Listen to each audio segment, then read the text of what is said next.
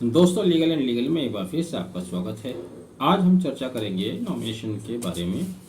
अक्सर आप जब कभी बैंक में अकाउंट खुलवाते हैं तब वहाँ एक कॉलम दिया रहता है जिसमें आपको अपना नॉमिनी लिखना होता है, और अक्सर आप ये करते हैं जो आपके नज़दीक में है।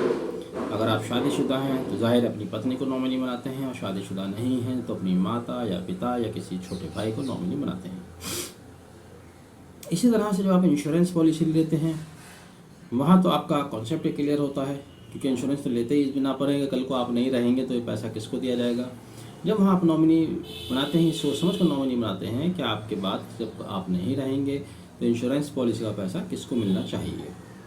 अब जाहिर जब आप इस तरह का कोई डिसीजन लेते हैं तो सोच समझ के लेते हैं।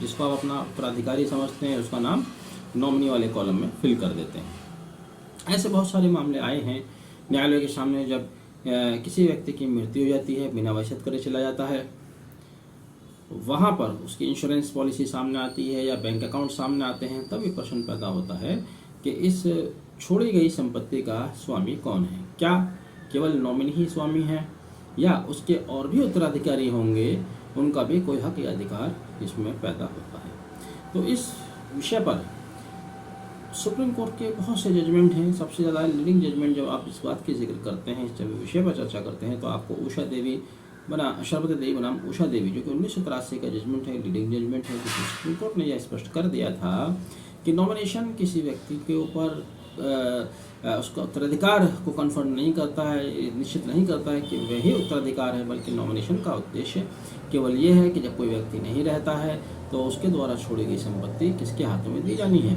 यानी कि इस तरह से नॉमिनी केवल एक कस्टोडियन की हैसियत में होता है, या उसको कहें कि कमांती की हैसियत में होता है, लेकिन संपत्ति का बंटवारा उत्तराधिकार के नियमों से तय किया जाएगा। चाहे वो हिंदू सक्सेशन एक्ट है या दूसरे धर्मों के अलग अलग सक्सेशन एक्ट हैं, उनमें जो भी प्रावधान किए गए हैं उनके अनुसार संपत्ति का बंटवारा किया जाएगा या शेयर्स निश्चित किए जाएंगे।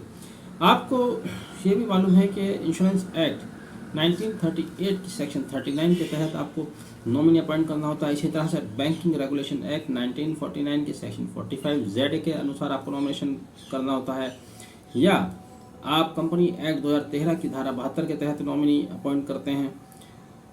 जहाँ पर भी आप नॉमिनी अपॉइंट करते हैं तो वहाँ पर ये आपको स्पष्ट रहना चाहिए। इसी तरह से इंद्रानी वाही बनाम रजिस्ट्रार ऑफ कोऑपरेटिव सोसाइटी 2006 में एक सुप्रीम कोर्ट का जजमेंट आया।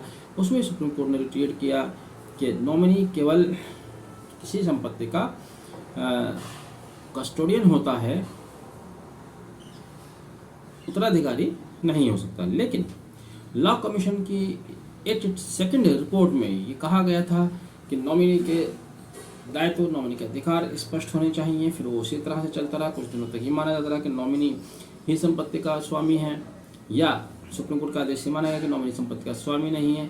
फिर 190वीं लॉ कमीशन की रिपोर्ट आती है, जिसमें लॉ कमीशन ने सजेशन दिया था कि नॉमिनी को दो तरह के कैटेगरी में डिवाइड करना चाहिए।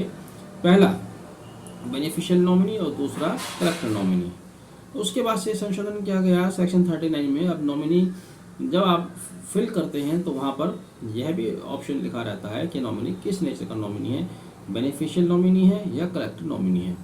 बेनिफिशियल नॉमिनी तो उस केस में होगा जब आप नॉमिनी अपने किसी फादर को करते हैं, सन या डॉटर को करते हैं, स्पाउस को करते हैं, तो सीधे सीधे बेनिफिशियरी हैं तो वही उस संपत्ति के स्वामी होंगे।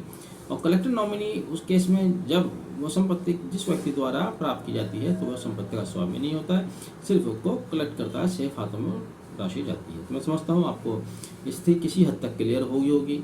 बाकी आप डिटेल से जजमेंट पढ़िएगा, उससे और ज़्यादा स्पष्ट हो जाएगी। वीडियो आपने आखिर तक देखा है। Thank you, have a nice day.